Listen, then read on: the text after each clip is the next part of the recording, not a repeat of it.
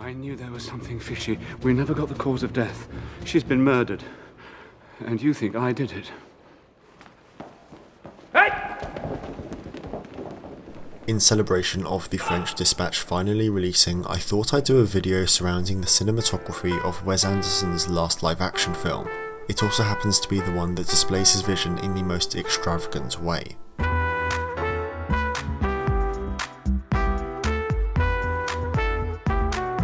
The Grand Budapest Hotel is Wes Anderson's most Wes Anderson film yet, that is until Friday.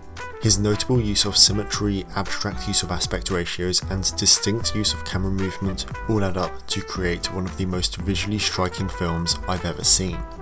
I've chosen Budapest over his other films simply for the reason that it seems to be the most true to him. You look at the cinematography in all of his previous movies, and the Grand Budapest Hotel simply has aspects of all of them. It's almost as though he put all of them into a pot and this is what came out. In today's video, I'll be looking at what equipment Robert Yeoman used to create the unique look, what makes this film so distinct to all other films and all other Anderson films, as well as the use of aspect ratios since it's just so offbeat.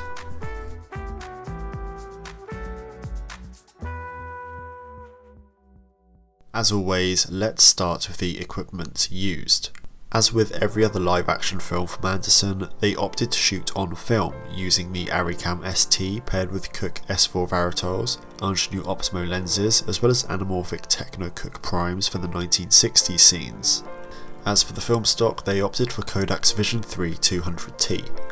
S4s offer incredible optical and mechanical performance with very minimal distortion and veiling glare. This makes them perfect for an Anderson film as they allow for a lot of correction in post-production. However, you may have noticed that the scenes that take place throughout 1968 seem to be quite distorted. They have a very interesting quality, they're not sharp and crisp like Panavision Primo anamorphics.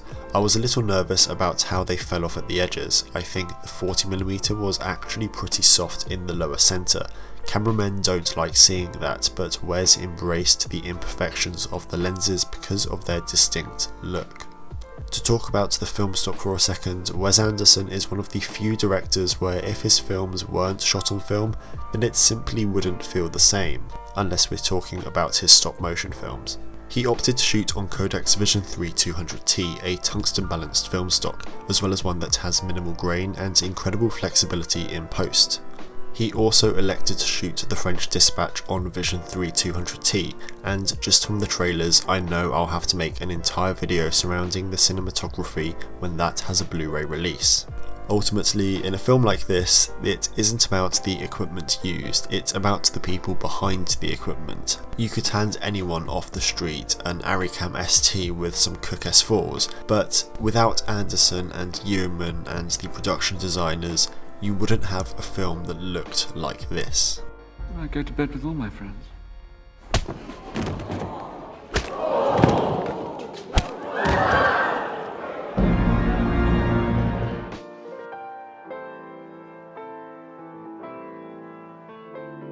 So, apart from the aspect ratios, which we'll get to later, there are really just two things that make this cinematography so distinct, and it's the colour and the movement, if we take away the obvious centre framing that is. Well, hello there, chaps. Let's start by looking at the colour. Colour is so important in a film. Whether you are looking at the costumes the actors are wearing, the set pieces they walk through, even the lighting shining on them, it's simply a vital part of cinema, unless that film is in black and white. The colours of the Grand Budapest Hotel are vibrant yet soothing. The purple suits that Gustav and Zero wear have now become iconic, and the pink that coats the hotel is instantly recognisable.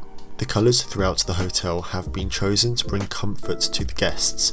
We all know that during this period in history there was war and poverty all over, so to have a place of beauty for the patrons was important.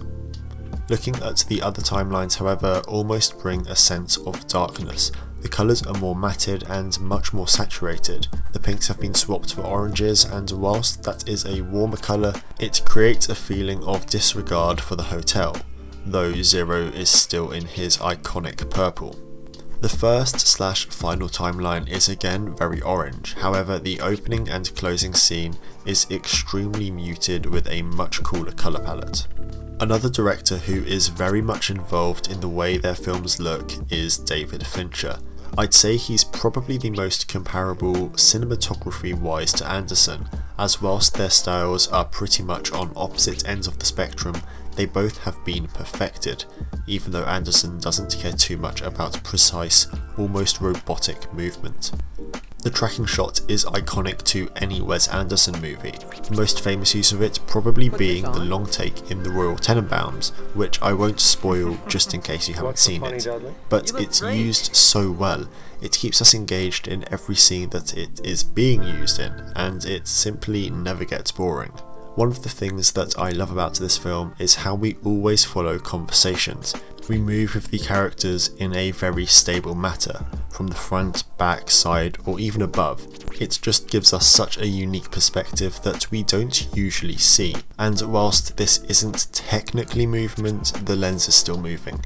Zooms have so much potential in cinematography, and Wes's frantic use of them, paired with his quick editing, makes what would be an average scene into an almost Edgar Wright level frenzy, but it's never for long.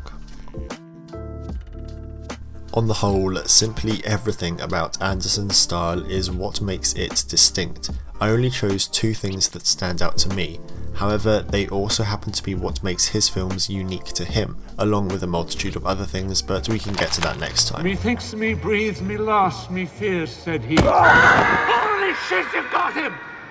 Well done, Zero!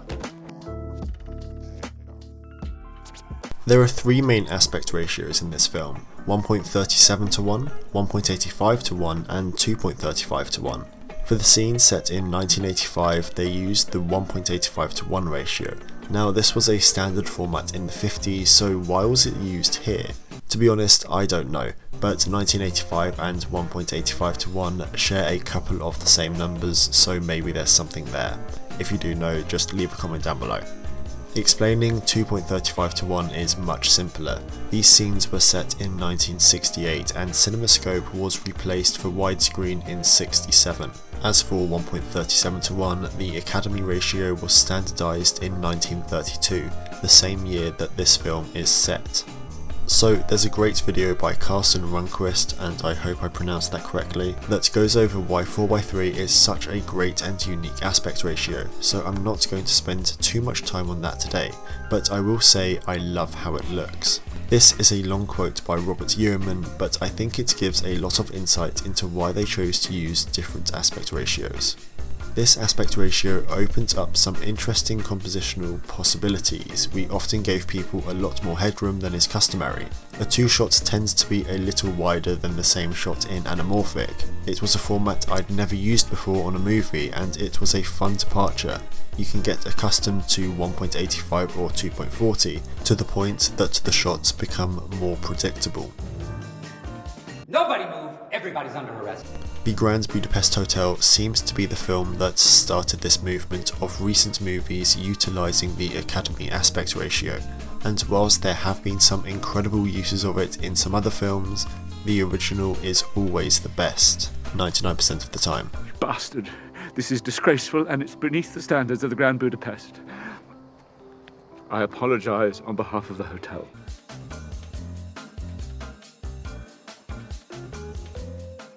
Overall, I don't know why it's taken so long for me to do a video surrounding the Grand Budapest Hotel, or even any film from Anderson for that matter. His style is so distinct to him, whether it's his use of aspect ratios, colour, movement, the actors he chooses, the sets he has built, it's just so Wes Anderson, and his films only seem to be getting more Wes Anderson. I would have loved to spend more time on this video and really wanted to look more into his use of stop motion in it, but I feel as though that should be a whole other video. I hope you enjoyed this video looking at the unique cinematography of the Grand Budapest Hotel. If you have a film or TV show that you would like to see me analyse, then leave a comment down below. If you found it informative, a like is appreciated, and if you'd like to see more videos like this, then hit the subscribe button. Thank you for watching, and I'll see you next time.